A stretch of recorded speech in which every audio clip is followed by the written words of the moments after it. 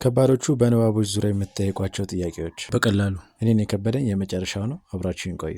ሴክሽን 3 ሪዲንግ ፓሴጅ 2 በዚህ ይሄ ሁለተኛ ፓሴጃችሁ ነው ማለት ነው። ይሄኛውንም ቀደም ብሎ እንደነገርኳችሁ ማለት ትችላላችሁ። አልፋችሁ ተመልሳችሁ መምጣት። ኦኬ read the following passage carefully and answer question 17 to 23 based on the information provided and blacken the letter of your choice on the separate answer sheet provided. The concept of learning. Learning can be defined as an essential concept that helps individuals learn and acquire new knowledge, skills, attitudes, and values. The concept of learning can also be defined as an acquisition of knowledge, skills, and values that can be achieved through experience, studying, and training, leading to permanent changes in behavior and knowledge. There are various types of learning, as some learning takes place in the classroom while other types of learning take place outside the classroom. The concept of learning has been crucial in helping individuals from childhood to adulthood. There are various theories that help us understand the concept of learning. The behaviorist theory suggests that learning can be achieved through observing changes in behavior. This theory argues that behavior can be changed through external factors. The cognitive approach suggests that learning can be achieved through internal factors. And this approach argues that learning can take place through thinking, problem solving, and memory. The social learning approach suggests that learning can be achieved by observing the behavior of people. The above arguments show that the concept of learning is very complex. Learning plays a crucial role in personal and societal development on an individual level. It enables people to improve their ability, make informed decisions, and achieve personal goals. On a broader scale, learning contributes to social progress by promoting innovation, cultural transmission, and economic growth in an ever-changing world.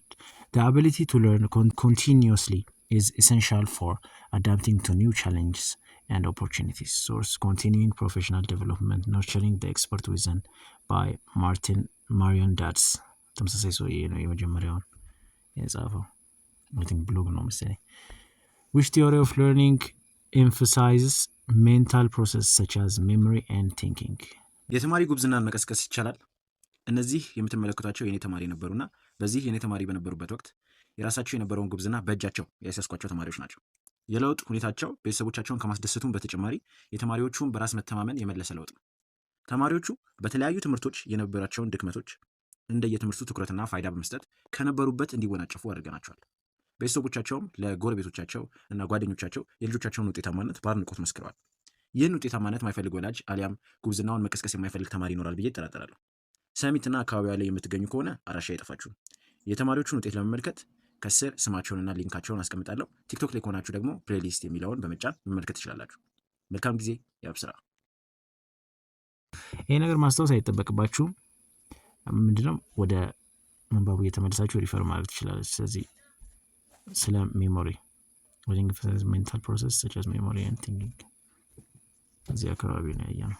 The cognitive approach suggests learning can be achieved through internal factors, and this approach argues that learning can take place through thinking, problem solving, memory. So cognitive approach ነው ብዬ አስባለሁ። ሃይሊ ሲሚላር ነገሮች አየሁት እሱ ጋር። ስለዚህ ስለ learning can be achieved through internal factors, this approach argues that learning can take place through thinking, problem solving እና memory. So thinking እና memory ሌሎቹን እናያቸው። Social learning approach suggests that learning can be achieved by observing the behavior of people. The above argument shows that the concept of learning is very complex. Okay. The behaviorist theory suggests that learning can be achieved through observing changes in behavior.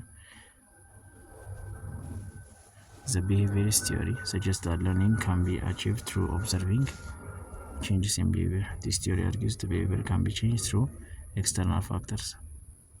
Behaviorist theory observation ነው የሚለው። Social learning approach observing ነው የሚለው።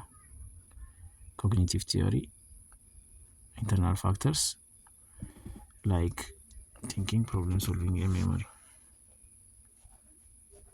ስለዚህ cognitive theory ነው የሚለው። As per the passage, learning can happen only in childhood, only through observation, only through formal instructions, only የሚለው እንዳለ ያፈርሰዋል።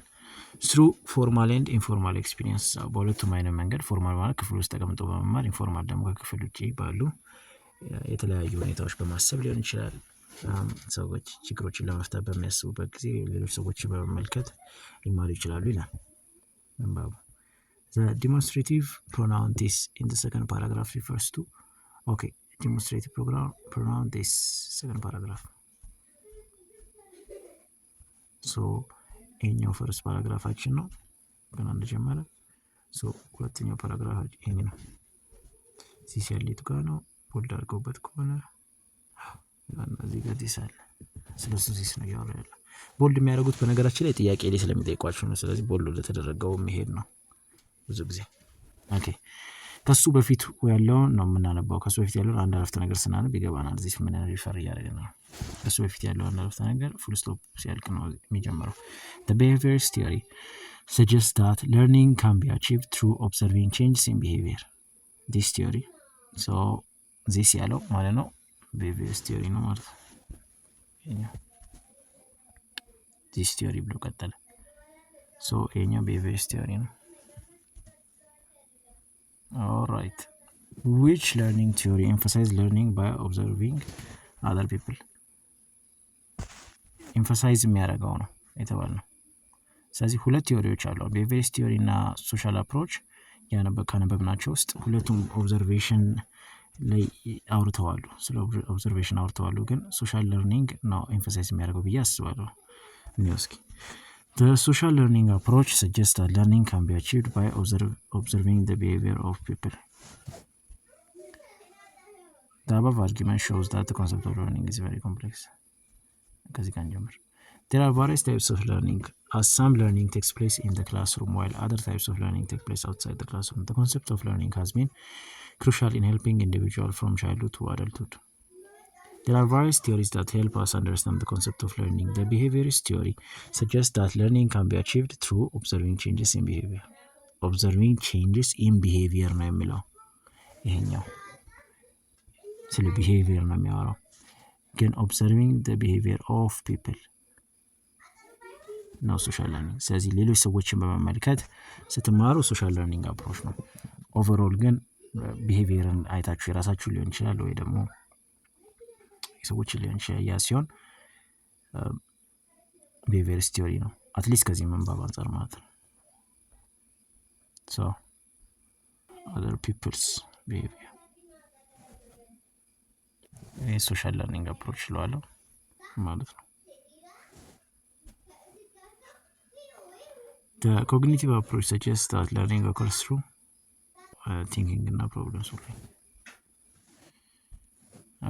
The pronoun it in the third paragraph denotes third paragraph ቦሌ የተደረገው ነው የምፈልገው። third paragraph ላይ it ይሆን ከሱ በፊት የነበረውን አንድ እናነበዋለን ወደ ተመሳሳይ አሁን an individual level. Learning plays a crucial role. አንዱን አንብበን ካልገባን ሌላ አንድ እንመለስና እናነበዋለን። Learning plays a crucial role in personal and societal development. On an individual level it enables people. ስለዚህ ስለ learning ነው ያወራል። it ያለው learning ነው።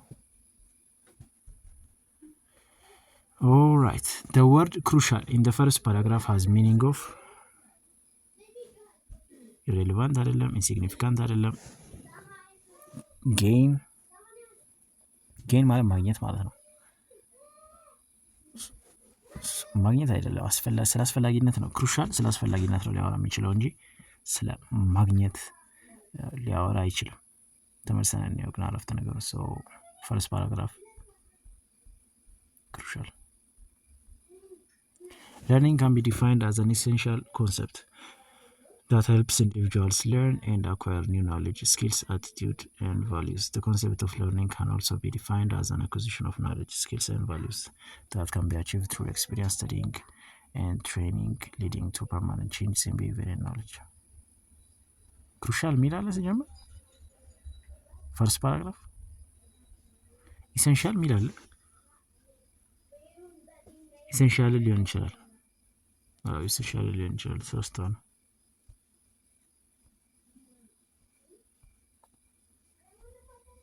ኢሴንሻል፣ ኢምፖርታንት፣ ክሩሻል የሚል ፈርስት ፓራግራፍ ላይ